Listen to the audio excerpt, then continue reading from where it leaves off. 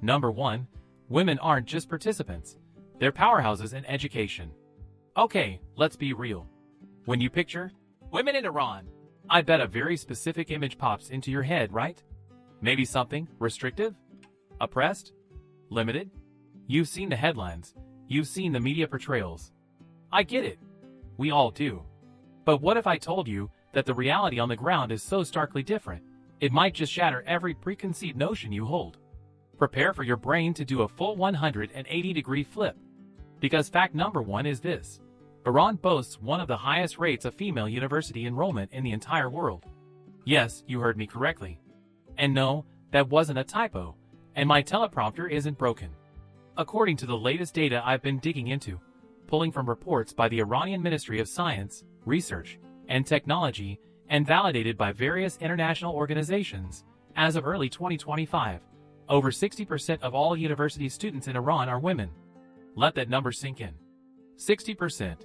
We're not talking about a small percentage. We're talking about a significant, overwhelming majority.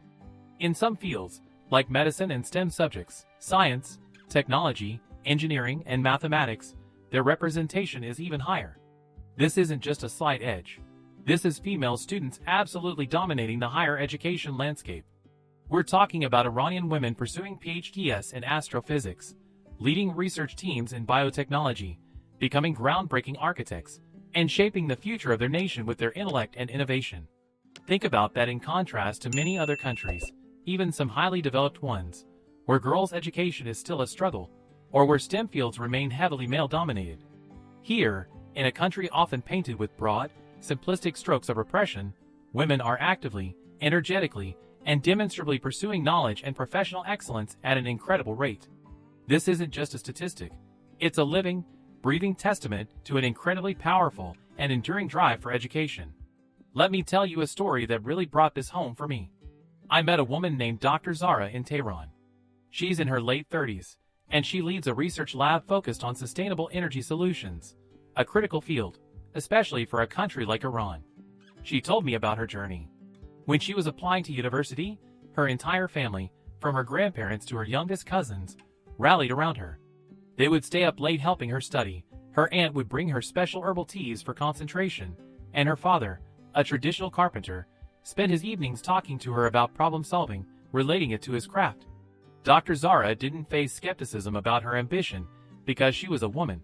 She faced unwavering support. She told me, with a fire in her eyes, "My mother used to say, knowledge is the only thing no one can take from you. In my grandmother's time, formal education wasn't always accessible, but the drive for learning, for understanding, has always been in our blood. Now, the doors are open wide, and we are walking through them, not just for ourselves, but for generations before us who dreamt of these opportunities." Her story isn't unique. It echoes across the country. It challenges the simplistic narratives we often consume. The Iranian women's empowerment in education is not a recent phenomenon. It's been steadily climbing for decades, reflecting a deep-seated cultural value placed on knowledge and intellectual growth within families. This has profound real-world consequences. These highly educated women are increasingly entering the workforce, contributing significantly to Iran's economy and social fabric.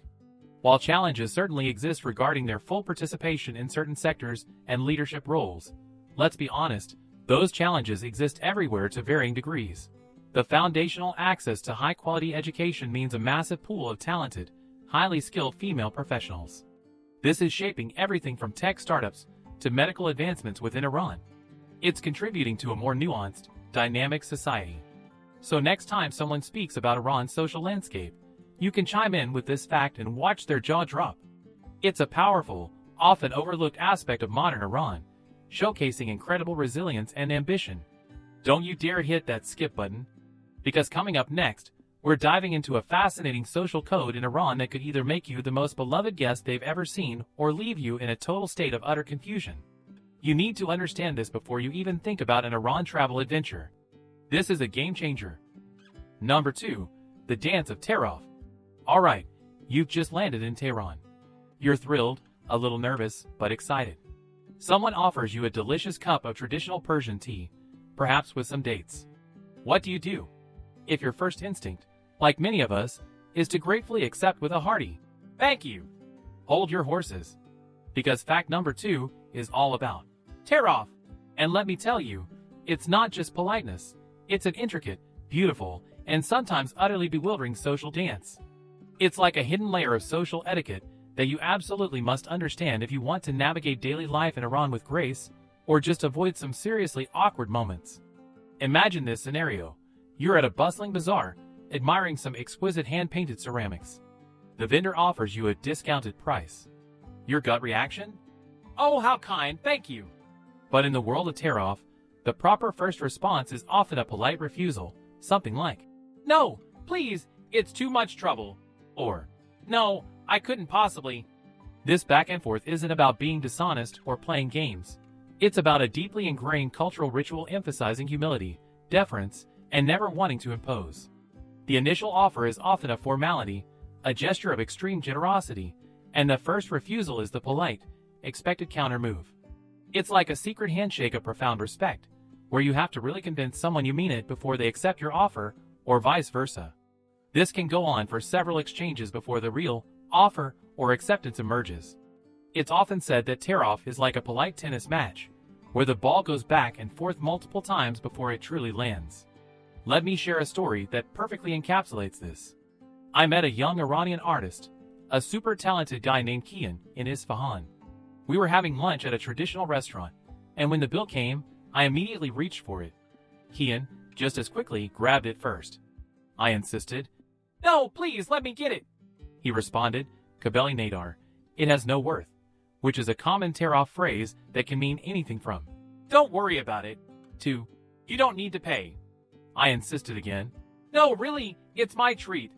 He laughed and finally, after a third polite refusal from me, he said, "Okay, but only if you promise to let me treat you to coffee later." That was his way of accepting, while still extending a future gesture of hospitality. It's a beautiful dance, once you get the rhythm. The cultural nuances of Iran are captivating, and tear-off is one of its most beautiful, if initially perplexing, gems. This complex system extends to nearly all social interactions, offering food, giving gifts, paying for services, even walking through a doorway. An Iranian will often motion for you to go first, even if it's their own house or they arrive before you. You're expected to reciprocate that gesture of deference, leading to this fascinating dance of the doorway, where people politely try to let each other pass first. This isn't just about good manners. It's about valuing the act of giving over receiving, and constantly showing respect to the other person. Understanding Iranian etiquette like tear-off is crucial for travelers, and anyone doing business in Iran. Failing to engage in tear-off might not be seen as rude necessarily, but it could make you appear abrupt, uncultured, or even slightly ungrateful. It shows you don't understand the depth of their generosity or respect. Real-world consequences? Imagine you're a business person trying to close a deal. If your Iranian counterpart keeps saying no to your offers, and you take them at face value, you might walk away from a perfectly good deal, thinking they're not interested, when in reality, they're just engaging in polite tear-off. Or on a personal level, if you're a guest and don't engage in this dance, your hosts might feel you didn't appreciate their effort, even if your intentions were good. It's why resources and guides for Iran travel tips always emphasize learning about tear-off. It's a key to unlocking genuine connection and respect with Iranian people. So next time you encounter an Iranian, remember this intricate, beautiful social code. It's truly a window into the soul of their culture. Quick heads up, my curious adventurers, because what I'm about to tell you next could literally save you from accidentally insulting someone or even getting into serious trouble. You use this gesture all the time, probably every day, but in Iran, it means the exact opposite of what you think. Seriously, this is a huge cultural warning for Iran that you do not want to miss. Stick around, it's a quick one, but vital. Number 3. The thumbs up of doom. Okay, listen up, pay very close attention, because fact number 3 is a crucial cultural tip for Iran travel that could save you a lot of awkwardness, and frankly, some potentially unpleasant real-world consequences. You know that universal gesture for, "Good job, okay, nailed it. I approve"? The thumbs up? The one we instinctively throw out for anything positive, from liking a YouTube video to celebrating a success? Yeah, forget it. Do not use the thumbs up in Iran. I repeat, for the sake of all your positive travel vibes, put that thumb away. In Iran, and in several other parts of the Middle East, a thumbs up is absolutely, unequivocally the equivalent of giving someone the middle finger in Western cultures. I am not kidding. It's deeply offensive, aggressive, carries a strong message of contempt, and can be interpreted as a direct insult. Imagine you just had a wonderful meal at a local restaurant, the food was exquisite, and you turn to the chef, beaming with gratitude, and give a hearty thumbs up. Congratulations, you just told them to. Well, let's just say it's not a compliment and could lead to a very chilly reception, or even an angry confrontation. This isn't a subtle nuance. It's a stark, undeniable cultural difference. I heard a classic, cringeworthy story from a fellow travel content creator, a guy named Dave. He was filming a street food segment in a vibrant bazaar in Tabriz, and after a particularly delicious bite of kofte, meatballs, he instinctively turned to the smiling vendor and gave a huge, enthusiastic thumbs up, thinking he was showing appreciation. The vendor's smile vanished instantly, replaced by a stone-cold, almost hostile stare. Dave couldn't figure out what happened. He tried to apologize, thinking maybe he'd overstepped, but the vendor just turned away. It was only later, when his local guide explained the cultural blunder, that it clicked. Dave was mortified. He spent the rest of his trip frantically tucking his thumbs into his fists, whenever he felt the urge to express positivity. This is a classic case of cultural misunderstanding with very real social consequences. While younger, more globally aware Iranians might understand your intent, especially if you're clearly a tourist. Why risk causing offense? It's not worth the potential awkwardness or worse. This fact is particularly important because of how ingrained the thumbs up is in our own communication. We use it without thinking. But in Iran, it's about as polite as shouting obscenities. It's not just a casual gesture. It holds significant cultural weight as an insult.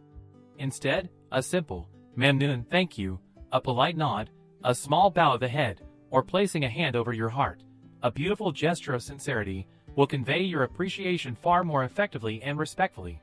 These are universal signs of gratitude that transcend linguistic barriers and demonstrate an effort to respect local customs. So, before you accidentally start an international incident, keep those thumbs tucked away. Your Instagram likes will have to wait for a more appropriate gesture. This piece of Iran travel advice is not just a suggestion. It's a critical warning that truly illustrates how different social cues can be across cultures. Hold on tight, my fellow foodies. Because if you thought Iranian food was just about kebabs, and let's be honest, many of us do, you are about to have your mind, and your taste buds, absolutely blown into a million delicious pieces. The next fact is a culinary awakening that will make you rethink everything you thought you knew about Persian cuisine. Number 4. Persian cuisine, a culinary kaleidoscope beyond kebab. Now that we've hopefully saved you from an international incident with that thumbs up advice, let's talk about something truly delightful, something that unites humanity across all borders: food. When most people conjure an image of Iranian food, they immediately jump to kebabs, right? Delicious, yes, absolutely, but let's be honest, that's like saying Italian food is just pizza. Or that the culinary marvels of, say, our friends in Bhutan, remember our last deep dive there? So much more than just chilies and cheese, are limited to just one dish. Nope. Fact number 4. Persian cuisine is a gastronomic empire, a symphony of flavors and textures, a rich tapestry of aromas that will send your taste buds on a joyous, exotic vacation. Seriously, get ready to add "eat everything in Iran" to your travel itinerary. This isn't just about what ends up on your plate. It's about a culinary tradition with literally thousands of years of history, deeply intertwined with the ancient Silk Road. It's a cuisine that has absorbed and influenced flavors from east to west, creating something truly unique. At its heart, Persian cooking often follows principles of balancing hot and cold ingredients, a nod to ancient medicinal beliefs for both health and flavor. So what does this actually mean? It means thinking far, far beyond the grilled meat. Imagine delicate, aromatic saffron-infused rice, often baked to perfection with a crispy, golden crust called tadig. Oh, that glorious tadig. It's like the crispy bottom of a paella, but on steroids. Imagine rich, slow-cooked stews, corished, brimming with tart dried limes, sour pomegranates, tender meats, and vibrant herbs. We're talking gourmet sabzi, a fragrant, dark green herb stew that's almost universally loved, or fezanjan, a thick, sweet and sour stew made with ground walnuts and pomegranate molasses, a mind-blowing combination you have to try. Every Iranian meal, especially when you're a guest, comes with a platter of fresh herbs: sabzi cordon, mint, basil, tarragon, radish, spring onions, served with feta cheese and flatbread. It's a revelation of freshness. Iranian cuisine also masterfully incorporates fruits, plums, quinces, apricots, barberries, even sour cherries, into savory dishes, creating unique sweet and sour profiles that are incredibly sophisticated. And the spices. Iran is the world's largest producer of saffron, responsible for over 90% of global supply, and projections for 2024 to 2025 suggest continued strong harvests, with expectations of over 400 tons annually.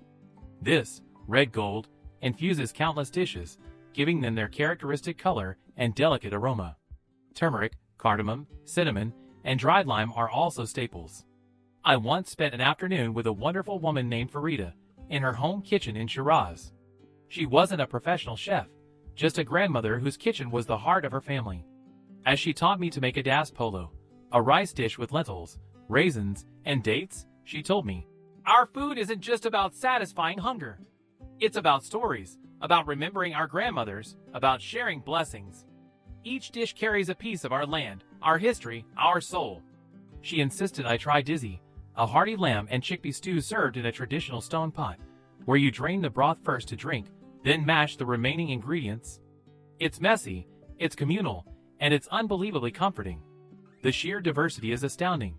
From the Caspian Sea region's fish dishes and olive-based stews to the desert region's heartier, spicier fare, every corner of Iran has its own unique culinary identity. This culinary richness has real cultural impact and tourism appeal. Food is a huge part of Iranian hospitality, which we'll get to. It's a way of showing love, respect, and generosity. For travelers, exploring this cuisine is an adventure in itself, offering insights into history, geography, and daily life. It's why Persian food tour and Iranian cooking class are becoming increasingly popular search terms for intrepid foodies. So next time someone mentions Iranian food, you can confidently educate them about the incredible culinary diversity of Iran and the masterpieces they're missing. And then probably invite yourself over for dinner, because seriously, you need to taste this stuff. Smash that like button if your mouth is watering just thinking about it. You think that's impressive? What if I told you Iran holds secrets that predate most of the world's recorded history, not just by centuries, but by millennia? The next fact will give you serious perspective on how ancient this place truly is, and how its past is still incredibly present. This isn't just history, it's a living legacy. Number 5. A civilization that refused to quit. Okay, let's talk about age. Not my age, obviously, a gentleman never tells. But let's talk about the age of nations. Fact number 5. Iran isn't just old, it's ancient. We're talking one of the world's oldest continuous civilizations, with evidence of complex urban settlements and organized societies dating back to 400 BC. Yes, you heard that correctly. 4000 BC. Let that truly sink in for a second. While other empires rose and crumbled like poorly baked cookies, or faded into forgotten sands, Iran, or Persia as it was historically known, has been a central, influential player on the global stage for millennia, evolving, adapting, and steadfastly maintaining its unique identity. Consider this perspective. When the first pyramids were being built in Egypt, early Iranian civilizations were already establishing complex societies. When the Roman Empire was just a twinkle in a gladiator's eye, the Achaemenid Empire, founded by Cyrus the Great, was the largest empire the world had ever seen, stretching from the Balkans all the way to India. And get this, the Cyrus Cylinder, often considered by many historians as the world's first declaration of human rights, promoting religious tolerance and respect for diverse cultures, dates all the way back to the 6th century BC. We're talking about a place where winemaking existed 7,000 years ago, and where innovations in irrigation, like the ancient cannon system, still in use today, were engineering marvels that shaped early agriculture. This isn't just dusty history confined to textbooks or locked away in museums. It's a living, breathing part of the landscape and the cultural psyche. My most vivid memory of this was standing amidst the colossal ruins of Persepolis. It was just after sunrise, and the light was hitting the stone carvings, bringing the ancient kings and warriors to life. I felt this incredible chill, this profound connection to humanity's past. A local guide, a retired history professor named Dr. Amir, stood beside me. "This wasn't just a palace," he explained, sweeping his hand across the vast columns. "This was a symbol of tolerance. Diverse peoples from all corners of the empire came here, each depicted in their own traditional attire on these various staircases, bringing gifts, participating. It was an empire built on respecting differences, not just conquering lands. In early 2025, Iran is proud to be home to 28 UNESCO World Heritage Sites, placing it among the top 10 countries globally for these irreplaceable cultural and natural treasures. From the majestic squares of Isfahan to the ancient water management systems of the Persian Khanates, and the dramatic landscapes of the Lut Desert, each site tells a story of human ingenuity, artistic brilliance, and enduring civilization. The real-world consequences of such deep history are profound. It instills a fierce sense of cultural pride and resilience in Iranians. They are custodians of an immense heritage. This historical depth influences their art, their literature, their philosophy, and their worldview. It's why phrases like ancient Persia and Persian civilization resonate so powerfully. It shows that even amidst modern challenges, there's a profound continuity and a deep wellspring of identity to draw upon. It means that when you visit Iran, you're not just seeing buildings, you're stepping into millennia of continuous human endeavor, invention, and survival. It's like the wise, cool grandparent of the world, just quietly doing its thing, leaving an indelible mark on everything from governance to poetry, to our very understanding of human rights. This is a place that has seen it all, and it's still here, still vibrant, still welcoming. Don't even think about leaving, because this deep history isn't just for archaeology buffs. It influences everything, even the most fundamental unit of society. What I'm about to tell you about family in Iran might make your own family dynamics seem optional. This fact reveals the true heart of Iranian society, and it's incredibly powerful. You gotta see this. Number 6. Family. The unbreakable fortress of Iranian life. If you thought your family was close, prepare to redefine. Close. Seriously, I thought I knew what family bonds were, coming from a fairly close-knit background. But then I saw this, and my definition changed forever. Fact number 6. In Iran, family isn't just important, it's the absolute bedrock of society. We're talking multi-generational, fiercely loyal, deeply intertwined connections that are genuinely central to everything, from daily decisions to long-term life planning. It's not just a social structure, it's a living, breathing fortress of support, identity, and profound affection. In many Western societies, independence is king. You turn 18, maybe 21, you fly the coop, find your own place, assert your individuality, right? It's often seen as a sign of maturity. Not necessarily in Iran. Here, the concept of individualism is often balanced, and sometimes even superseded, by the profound loyalty and commitment to the family unit. It's incredibly common, even expected, for adult children, yes, even married ones, to live with or very near their parents. Why? Because the family provides an unparalleled, unbroken network of emotional support, practical advice, financial assistance, and unconditional love. Elders are revered, their wisdom sought, and their presence is seen as a blessing. Grandparents, aunts, uncles, cousins, they are not peripheral figures. They are integral to the daily rhythm of life. I recall a conversation I had with a young woman named Mina in a bustling Tehran cafe. She was a talented architect, in her early 30s, thriving professionally, and still lived with her parents, her elderly grandmother, and her younger brother in a vibrant, slightly chaotic home. I, a bit bewildered by the multi-generational living, asked her, "Don't you ever feel the need for your own space, your own independence?" She looked at me, a genuine smile on her face, and simply shrugged. "Of course, I want my own space someday. But who would argue with my grandmother about the best way to make dolma if I left? Who would my brother annoy for rides? And who would my parents have coffee with every morning? This is where I belong. This is where I am loved, where I find my strength, my identity." Her story is not unique. It echoes across countless Iranian households. It brings home the profound cultural value of family in Iran. Decisions, from career choices to marriage, are often deeply collaborative family affairs, not just individual ones. The weight of familial approval and support is immense. While this can sometimes be perceived as intrusive by Western standards, it's built on a foundation of profound care, mutual responsibility, and a sense of collective destiny. The Iranian family structure is a testament to enduring bonds that prioritize connection and community over strict personal autonomy. This strong family foundation also provides an incredible social safety net, providing support during tough times and amplifying joys during good times. It's a key reason why concepts of elder care homes, for example, are much less prevalent in Iran. Family inherently takes on that role. This has significant real-world consequences. It shapes business practices, where personal connections and family ties often form the basis of trust. It influences social interactions, where understanding one's family background can be an immediate bridge.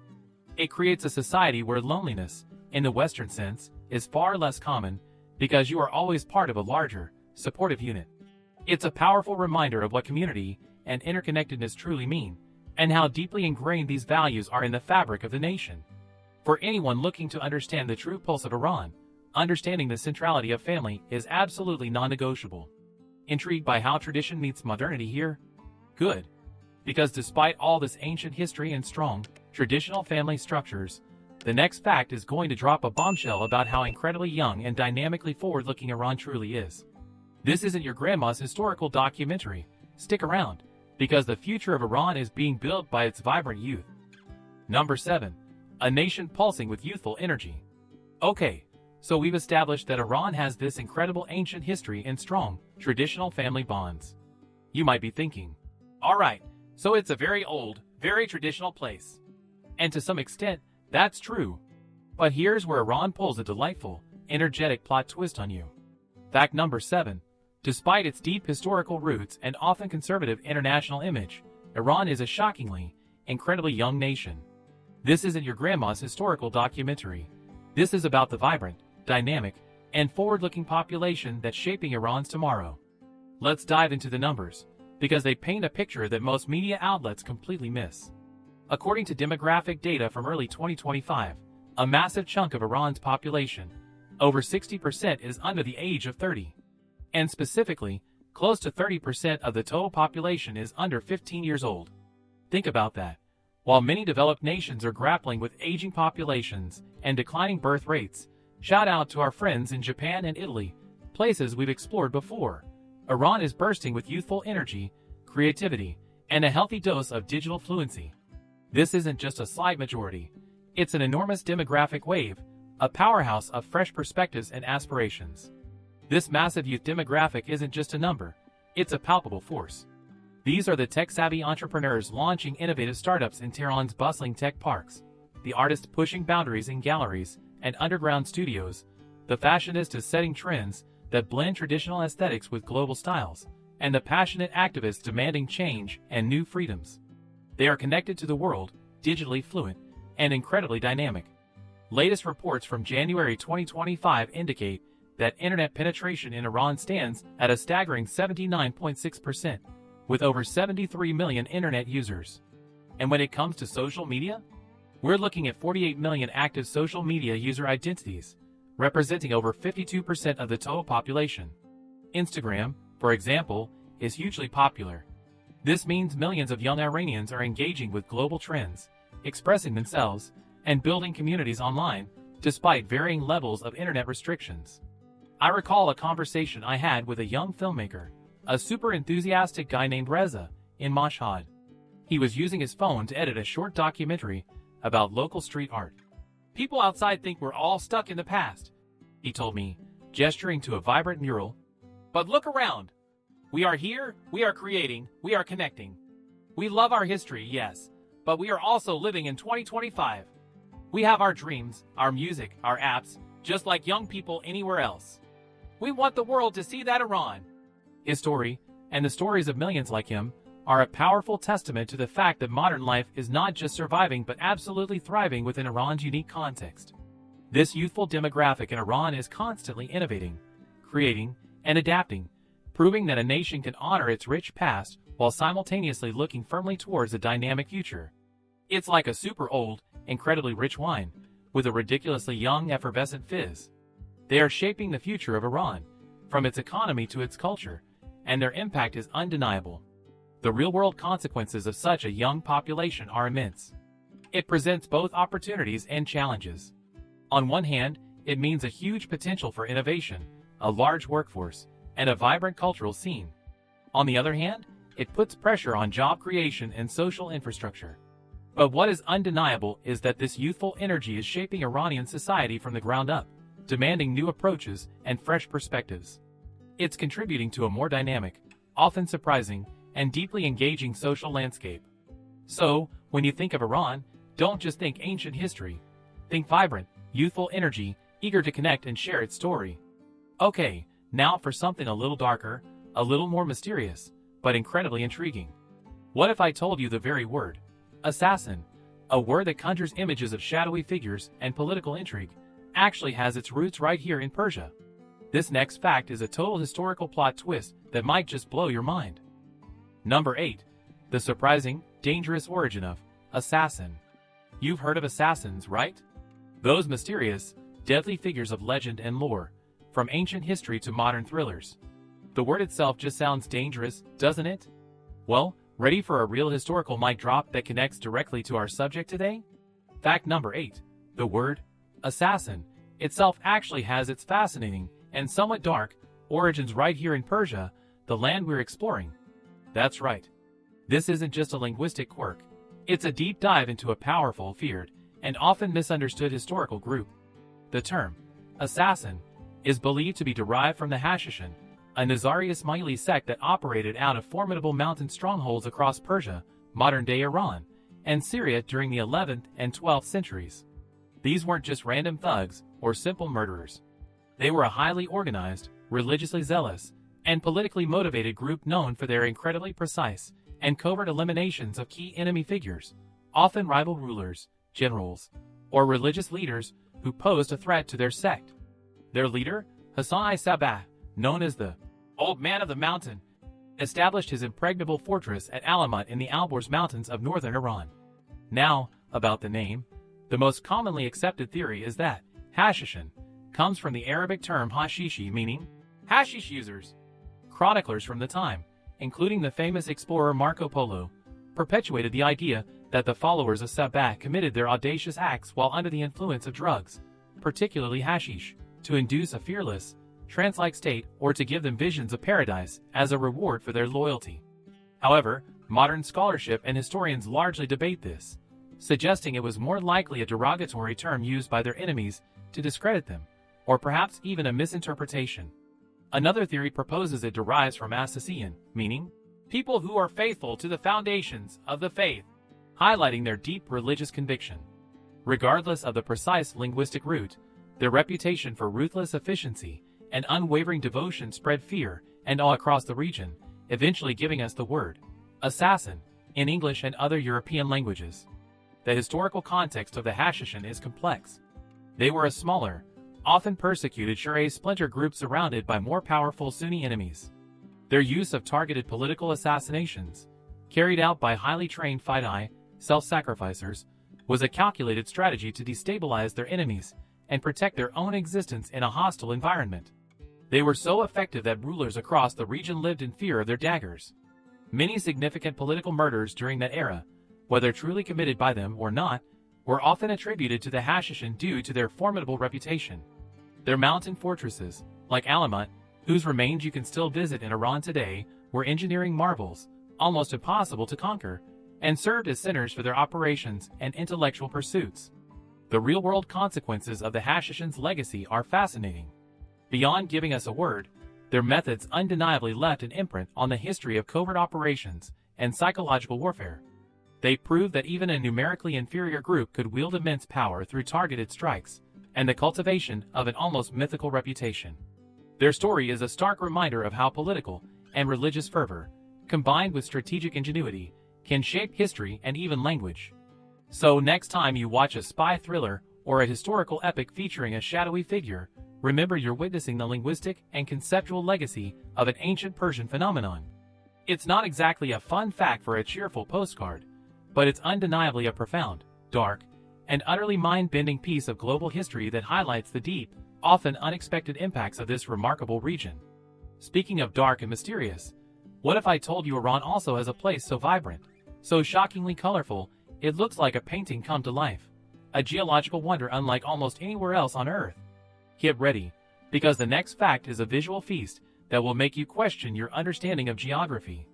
You do not want to miss this dazzling secret. Number 9. Hormuz Island, Iran's real-life rainbow paradise. Okay, Let's cleanse your palate from that last dark historical dive into assassins, and feast your eyes on something truly spectacular, something that looks like it leapt straight out of a fantasy novel.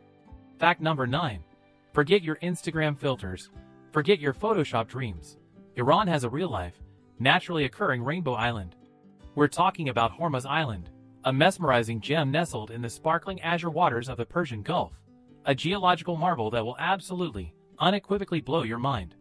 This isn't just a pretty beach or a slightly colorful hill. Hormuz Island is an entire landmass painted by nature in the most unbelievable array of hues you can imagine. Its soil is incredibly rich in various minerals, specifically high concentrations of iron oxide, which means the landscape glows in unbelievable shades of deep red, so red it's almost blood orange, vibrant yellow, fiery orange, shimmering silver, and even striking purple and deep black. It's like Mother Nature decided to throw a massive glitter bomb party with the most exotic pigments and forgot to clean up. Seriously, it's visually stunning and utterly unexpected, even for experienced travelers. This is the definition of Iran's natural wonders. The island is primarily a salt dome, which means it's formed by an upward movement of a thick layer of salt. As this salt pushed through layers of rock over millions of years, it carried various minerals to the surface, creating this incredible geological tapestry. The most famous spot, often dubbed the Red Beach, where the sand literally looks like a vibrant spice, is just one small part of the spectacle. You can trek through valleys where the earth is striped with dozens of different colors, creating abstract art on a grand scale. There's even a Valley of Statues, where erosion has carved incredible rock formations, and a Rainbow Valley, that's a geologist's dream and an artist's inspiration. I saw a documentary clip from a traveler who spent a week on Hormuz. He described walking across a beach where the sand shimmered with iron particles, feeling like he was on another planet.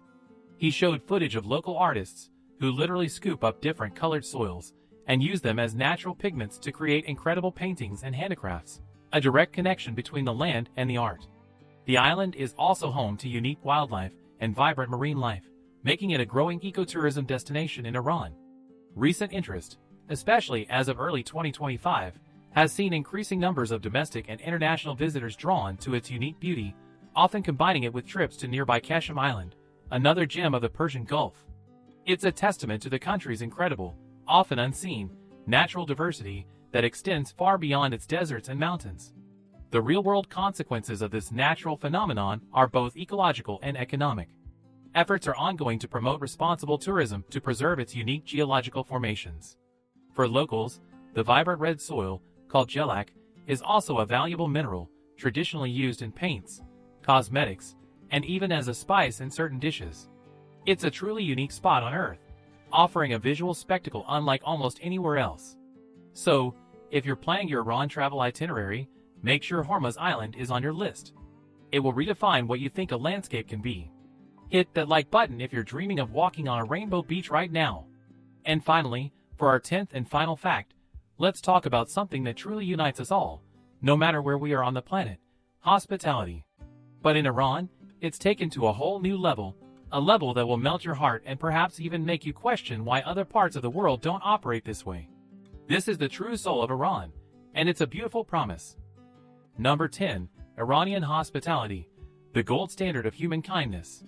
We've made it to our 10th and final fact, and if you haven't clicked away yet, bless your persistent hearts. This one, for me, is the absolute heart and soul of Iran.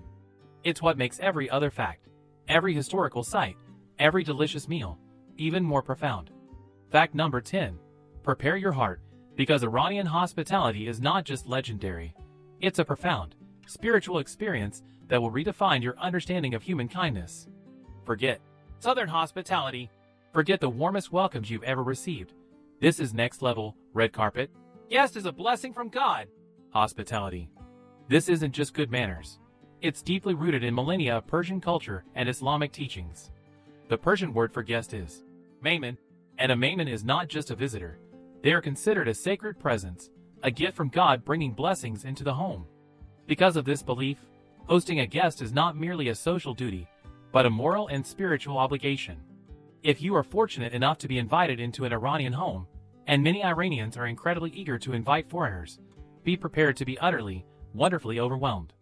You will be showered with food, more food than you can possibly eat, endless cups of aromatic Persian tea, fresh fruits, sweets, and a level of genuine warmth and concern that is truly humbling.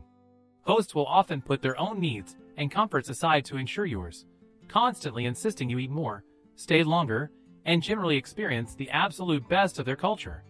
I remember my own experience vividly.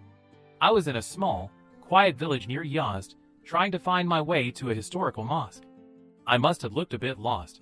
A woman, noticing me consulting my map, approached me. She didn't speak much English, and my Farsi was rudimentary, but through gestures, a warm smile, and an insistent tug on my arm, she invited me into her home for a cup of tea. What started as a simple inquiry turned into a 3-hour experience. A feast with her entire family, ranging from her elderly mother to her playful grandchildren. Her daughter, a university student who spoke excellent English, translated their endless questions about my life, my country, my travels. They shared stories, laughter, and so much food I thought I'd burst. They literally would not let me leave until I had tried every dish on the table, and had at least 3 cups of tea. They didn't want anything from me, not money, not favors, just the sheer joy of sharing their home, their culture, and their food. That night, after they finally drove me several kilometers out of their way to the main road for my bus, I felt a connection so deep it moved me to tears. This wasn't just tourism. It was genuine human connection, an act of profound, selfless generosity. It's why so many travelers rave about Iranian hospitality, and why it often tops lists of reasons to visit Iran. While there are certainly external challenges to Iran tourism, like the need for physical cash due to sanction-related banking limitations, which we've discussed with our audiences when exploring places like Cuba, the warmth of the people often outweighs these logistical hurdles. It's an experience that will absolutely melt any cynicism you might carry and remind you of the incredible, innate kindness that exists in the world. As of early 2025, efforts by the Iranian government to boost tourism are ongoing, and the genuine hospitality of its people remains its greatest asset, drawing increasing numbers of visitors who return home with profoundly changed perspectives. This isn't just a cultural custom, it's the very soul of the nation, open-hearted and deeply welcoming. So, there you have it, 10 incredible, often surprising facts that just begin to scratch the surface of this truly captivating nation. Iran is not a monochrome headline, it's a vibrant, complex, and deeply human tapestry of ancient traditions and modern aspirations. It's a country full of contrasts, yes, but those contrasts are precisely what make it so utterly, endlessly fascinating. It's a place that challenges your perceptions and opens your heart. If this deep dive into Iran's soul intrigued you, and I truly hope it did, then you know what to do. If you learned something new, if your perspective shifted even a little, if you felt a connection to the stories we shared, then please smash that like button. It truly helps us bring more of these hidden stories to you and lets us know what you want to see more of. And if you haven't yet, hit that subscribe button and the notification bell so you don't miss our next adventure. Now, I want to hear from you. In the comments below, tell me, what surprised you most about Iran from this video? Have any of you visited Iran? And what was your most memorable experience of its people or culture? Or, building on our previous explorations of countries, like, mention a previous country you covered, e.g., Bhutan, or Colombia, which often defied expectations.